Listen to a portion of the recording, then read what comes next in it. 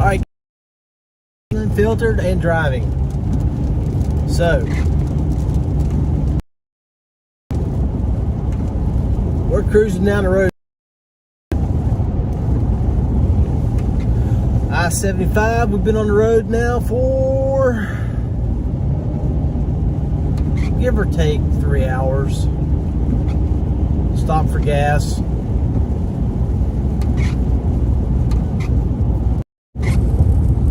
The guys are up just ahead. We just ran through a storm.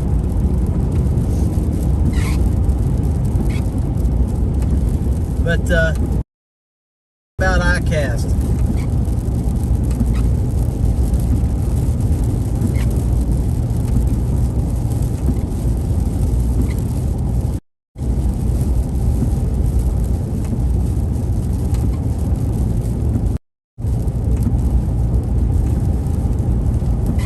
So, just spent the last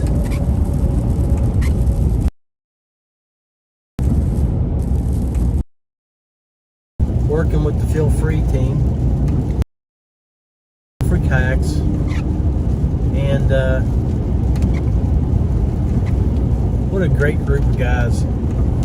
Extremely happy to be a part of that team, and to be able to work with those guys for the last 8 years. I've been coming to ICast now since 2015. Other than our work for COVID, so feel fortunate to work with Jim, Roland, Denver, Colby from HQ, and then we had our waterways contingent, Johnny and Sam. They were there working. Guys did an outstanding. You know, we just the airship, even just us team guys, as they were releasing information on it last week. Sometimes I get the word on a few things here and there, and I had to bite my lip because I'm excited about it, but I didn't even know about it. So really excited about that product.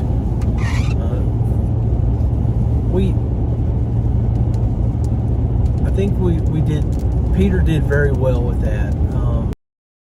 Really nice addition to our lineup, because we had no hybrids like that. It's got a hard shell middle with a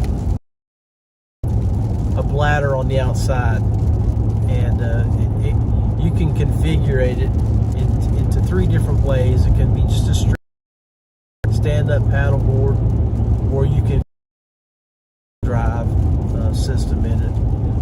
And then it also comes with containers that go on the side of your seat that you can utilize, put stuff in, hang stuff on, but it was the only one that Peter and that I to come over, give us honest assessment, tweaking.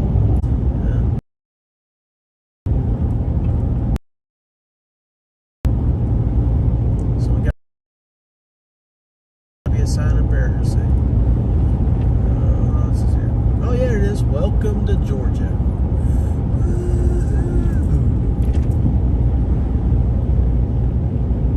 Brian Kemp. So got to go all the way through this state. We're going to sweet homey Alabama.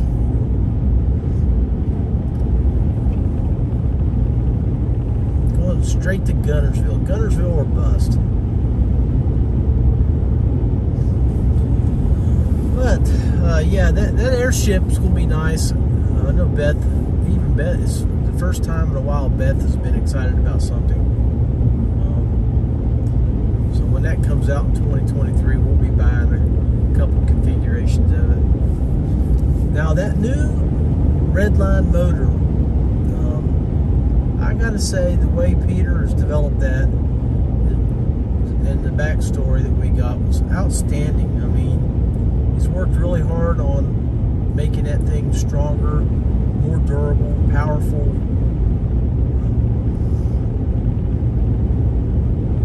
And the reason it's called the red line is because while they were working on it, and I had him explain it, but the other thing was, while I was down there, I had my equipment that I use for my Rusty Hook podcast. And a lot of you know, here in the last 3 months or so, I have been doing a monthly podcast for Feel Free. So we ran live feeds from the booth. Of course, my equipment doesn't, it's very well set up to do nice video work. But when it comes to audio, now that's where I gotta work. Do some more work. Went to one of the marketing seminars, and while I was there, I got to meet up and talk with a couple guys that were actually running the streams and doing the feeds for that. And they use Stream Deck like I did. So I asked them about, how do you split your audio? And of course, they had a more high-end production booth where I just got a laptop computer, Stream Deck, and a second monitor. And they, actually, the guy that was giving the seminar, I got to talk to him, and he put me on a 4-mic system that can be used as directional mics. And so I'm going to order that and keep that in the toolbox for future endeavors. So where I'm going with that was, when Peter was talking, I adjusted the volume, and it was not good. And we knew that was going to happen at the booth. So a lot of the times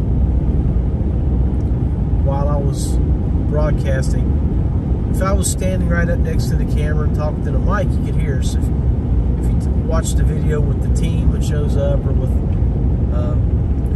Fitz when he comes over and talks, that's a good little video. And when Roland and I are there talking, you can hear us. But if someone had a soft voice or anything like that, all the background noise from the thousands of people in the facility just overwhelmed the audio. So I would put it on mute and let you guys watch the show.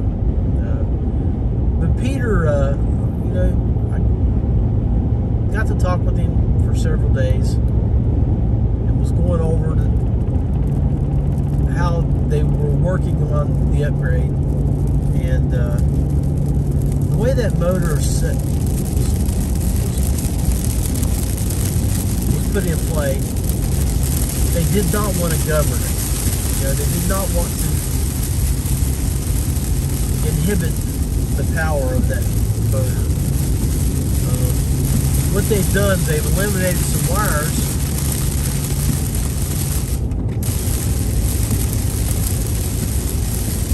and in doing so, they increased the voltage from 12 volt to 48 volt to make it more efficient. And there's no loss of wattage or power during the transfer from the motor to the battery, unlike there was a little leakage with the 12 volt system. So that in turn provides better performance to the motor. And so Peter was saying in his Feel Free work too, when he was working with the motor, that he got up to 6 miles per hour. Now I've got the Mocha 2 with the Newport MK180 on it, the 12.5, Mocha 12.5 V2. And when that thing's full blast, I'm only getting, in great conditions, 5. Most of the time it's 4.8. So I felt like, and I agreed with his reasoning behind it. It's like, what we'll do is we'll create a red line to let people know that, hey, you're running the motor too hard. And if they leave it over that for so long, for minutes, the motor right now, and you have a speedometer, and the old speedometers or tachometer would have a red line. If you went over to a certain area on the tach, you were in a position that you could harm that motor.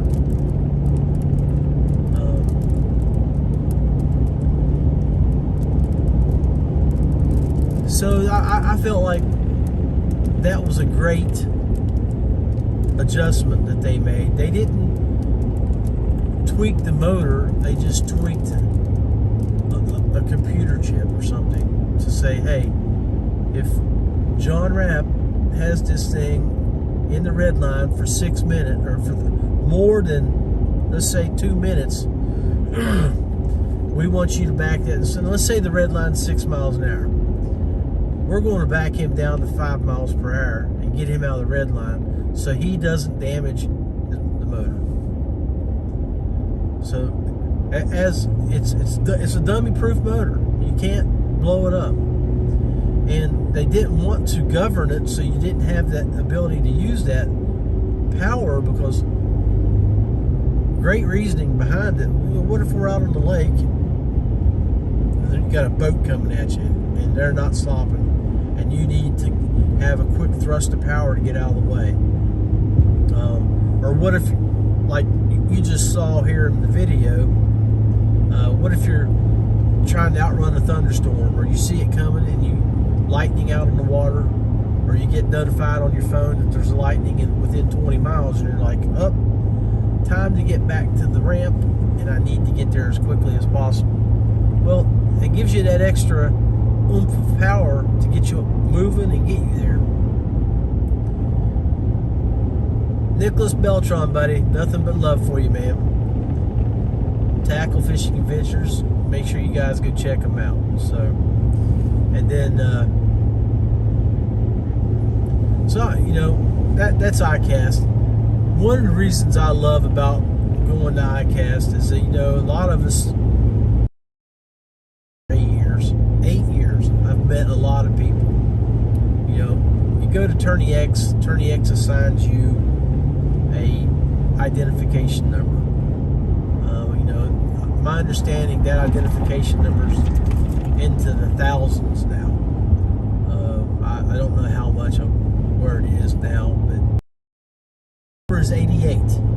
So I've been around the ICast, the old timers, some of the people up to where it is today, and go give them a hug, shake their hand, catch up with them and see how they're doing.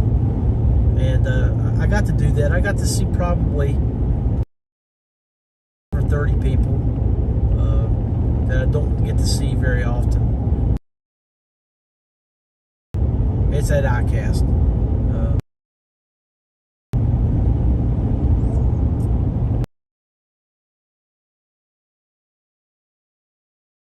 Tagging logs up in Illinois. We're headed back toward Alabama, toward his partner in crime up there, or near his hometown in Guntersville. So we're going to fish his neck of the woods. And our good buddy Jay Randall already rented us an Airbnb. He's waiting on us. We're on our way, brother.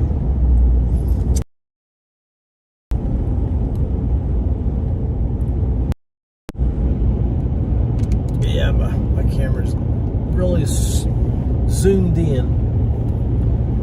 But yeah, I'm looking forward to. I've never fished Alabama, so there's a check mark off my bucket list. And of course, getting ready to go to Guntersville is an additional smiley face.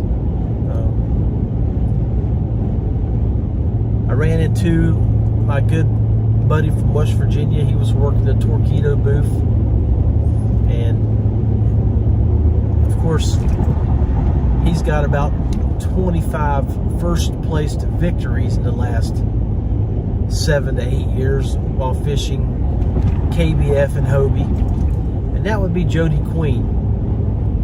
And I told him I'm going to Guntersville, and I'm all excited like a kid, and he's like, oh really? Hey, let me show you a couple places to go. So I'm really looking forward to tomorrow and Sunday morning, based on where we're staying at. Those ramps might not be too awfully far to go to. So hoping to catch an Alabama Mansa and take a picture or two with it, throw her back in, let her grow. But we've had a great trip. Been a great trip, and I'm looking forward to the next 2 days. Then I'm looking forward to going home and kissing a little blonde-headed girl up there. Been holding the fort down, Beffy. But yeah, hey, so if Rusty Hook Kayak Fishing Podcast is growing. I passed out before I left. I placed an order at the local Sign Arc in Beckley, West Virginia, and I got some of these Rusty Hook stickers. And everybody that I talked to, gave a few, told them to watch us, check us out. So we're growing.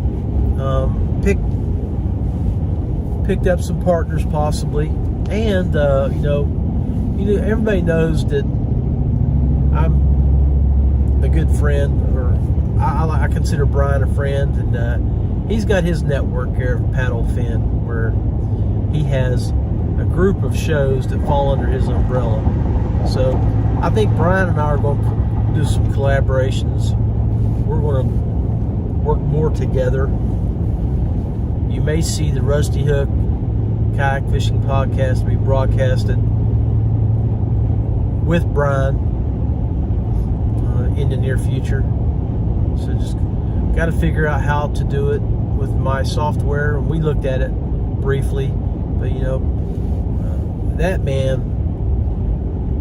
he humped it this weekend because he did dual duty, sort of like me, but in a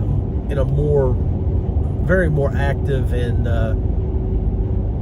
way. He was doing stuff for Paddle and Fin, and he was doing a lot of work for New Canoe. Speaking of New Canoe, Fletch Griffin, my boy from Westbrook Supply, put together one hell of a boat.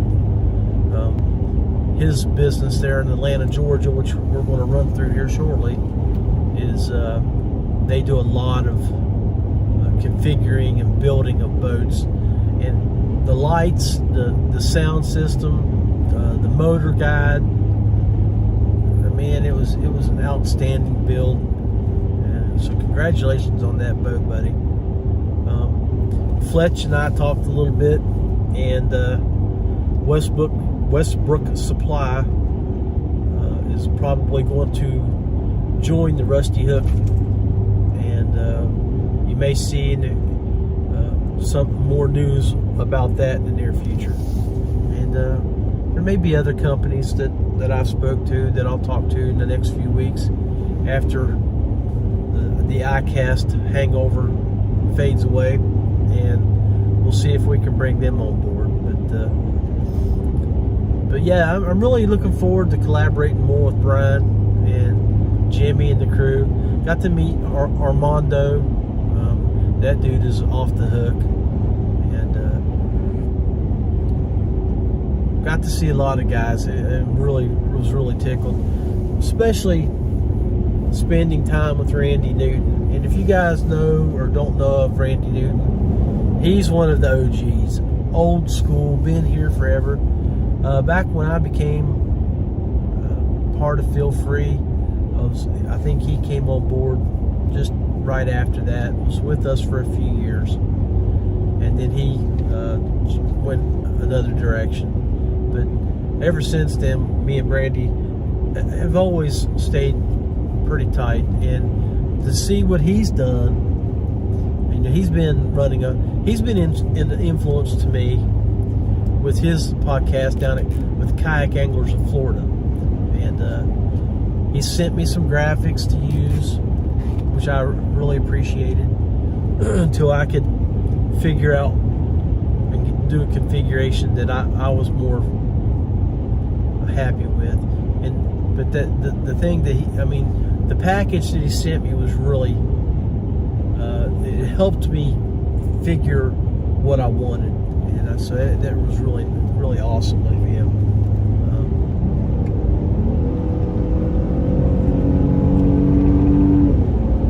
But my boys get ahead too far ahead.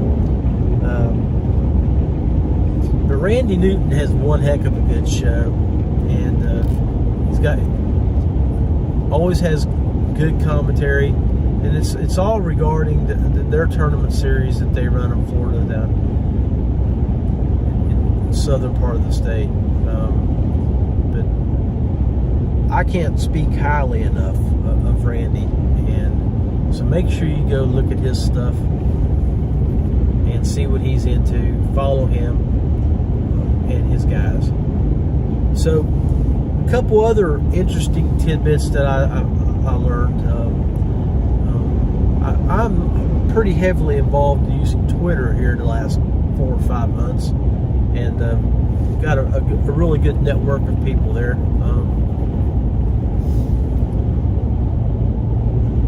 Got to see and meet with some people that I've been interacting with, and one was Brian Fox up out of Wisconsin, who owns Angler Armor. And I think you guys saw the video that I did with him live, and which didn't do his product justice. It's the bad thing about doing stuff live, because if you don't have everything prepared,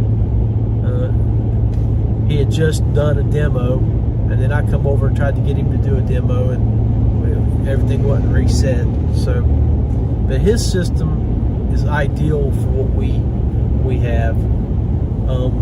I think there's a few tweaks that can be done to make it more kayak angler friendly, because the head unit has to be hooked up to battery power at all times. And we know as kayak anglers, most of us do, I know I do, I don't leave my batteries on my boat because I don't want them stolen either. And we don't have the ability to keep them like the big bass boats, when you can hook up a trickle charger to them and leave it there, and when you get home you just plug them up and leave it there, keep them charged up until you get ready to leave. So but the puck system really is exciting, and I do love the idea of his Bluetooth and his app on his phone, to where you get notified if those things get moved on the phone. Like right now in the back of the truck right now, I've got my Mocha 12.5 hooked up with a cable lock that I bought from Amazon that has an alarm system built into it with a Bluetooth alarm system, and it opens and closes via an app. So I don't need a key to unlock and lock that cable. I just go to my app, open up the app, hit unlock, and it'll unlock, make the cable easy to unlock, to open. Works well, but and I'll continue to use it, but it's a little bit on the cheap side. And we all know that locks are there just to keep honest people honest. A thief, if they want it, they're going to find a way to get it. But the puck system that he has is really, really cool. If there's any motion where that puck is located, it alerts the head unit, which sets off the alarm, which notifies your application. Now, if let's say we had that dedicated head unit connected to a power source in your kayak, no matter where that kayak went, you could find it, because if they didn't know that was in there, because it's Bluetooth trackable or wireless trackable, so you can track it wherever it's at. Sort of like the Apple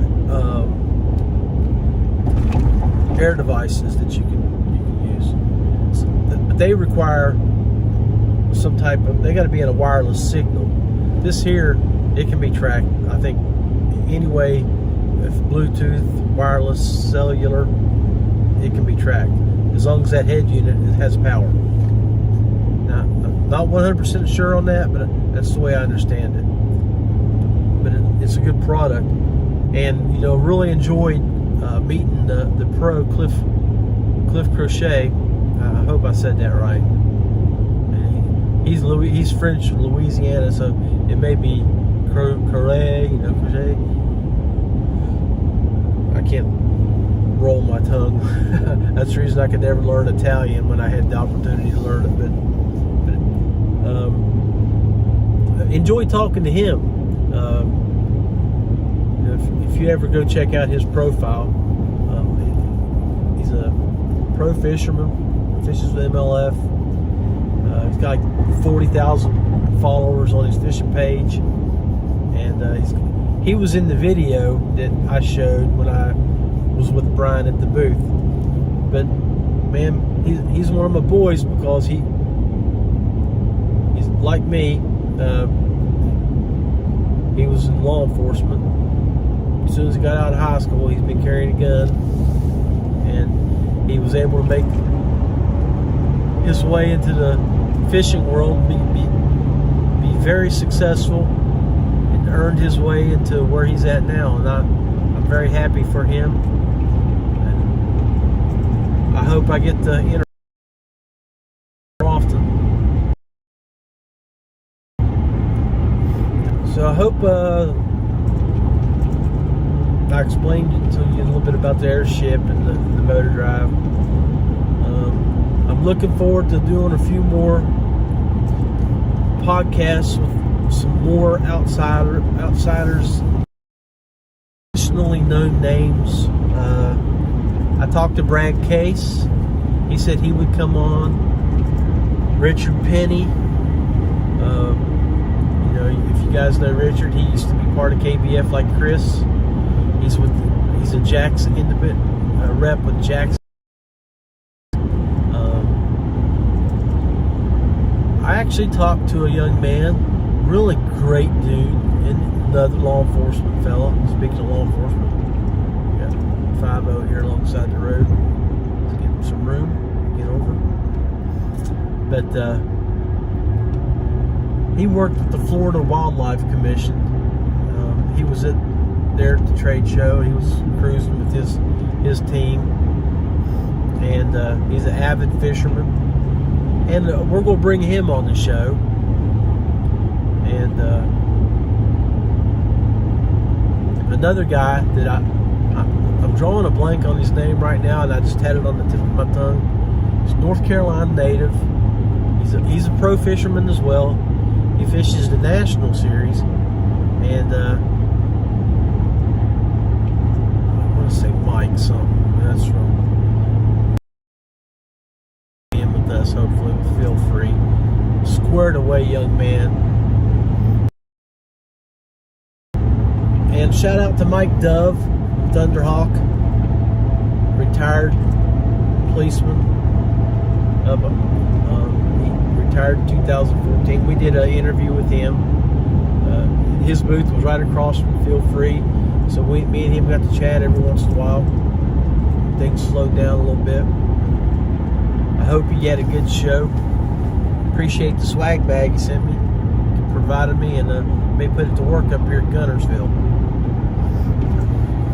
But we got, I talked to Brad, Richard. Fletch is going to come on a few more shows.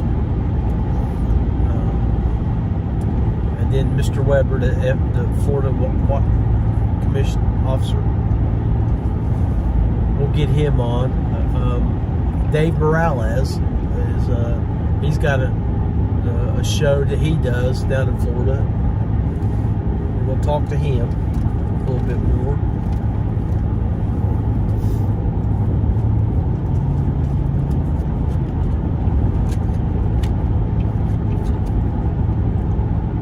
Plus, he's a guide. Dave does guiding for Living Waters Kayak Adventures.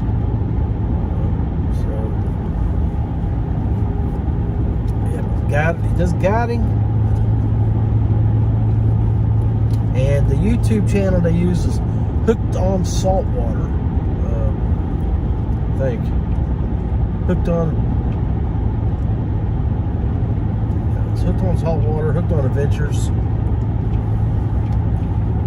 Man, there's so many groups that we talked to. Kate 365, Kate Adventures was over at the booth. We talked to them. Talked to Paul Payne. Paul's the one.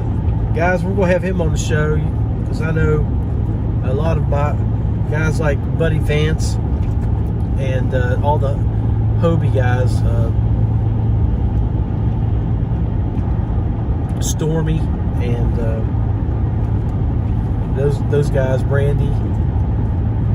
All the Hobie guys. He has a new patented system that was used as part of the wilderness build that Fletch and him did. And so try to get him to come on, talk about that, how it would work to your application. And one of the things that you'll like about that is there's no drilling into your boat, is my understanding. That's what happened with that new canoe build. So, and it has power ports built into the attachments. So, I'll have to check that out and see if it'll work for all of us with our different types of applications that we use. But I'm gonna sign off here, and really, I just wanted to give you guys a rundown. Where we didn't do our show Tuesday night because we were all doing our stuff at ICast, getting set up for the Wednesday, Thursday, Friday stuff. Shout out to John Graves, Don Morse, American Tackle, John Graves Kayak Fishing Podcast. Always good to see you, John. Don has the Autism Anglers Awareness Program that he does in Florida, and he's also part of our Feel Free team. But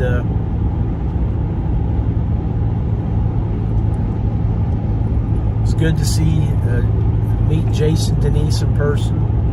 Dude's didn't realize how tall he was. He's a big old boy.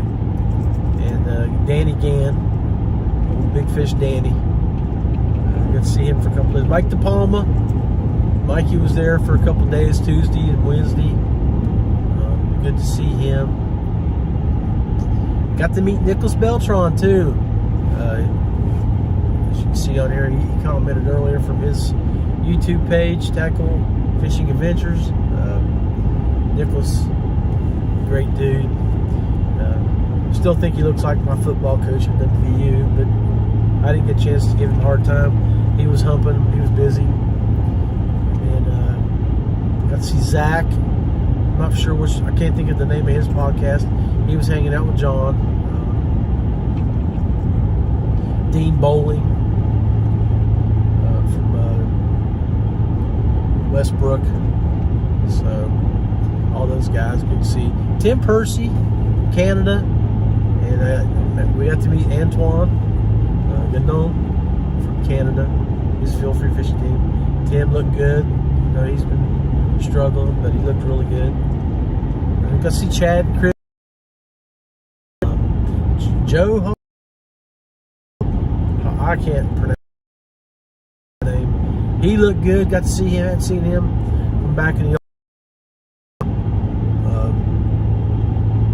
Got to meet Hooman from Bixby. And I got to meet the Newport Vessels guru, Roman. I can't think of it right now. Those guys provide us with a lot of opportunities to move our boats a lot easier across the water, make our time on the water more enjoyable. So I definitely thank those dudes for their work for the sport. We're cruising down the road. We'll be getting some gas here soon. Maybe even grab a bite to eat. But I hope you enjoyed the stuff that we put out. Know there's a lot of work to be done to make it better, so you guys can understand, see what happened.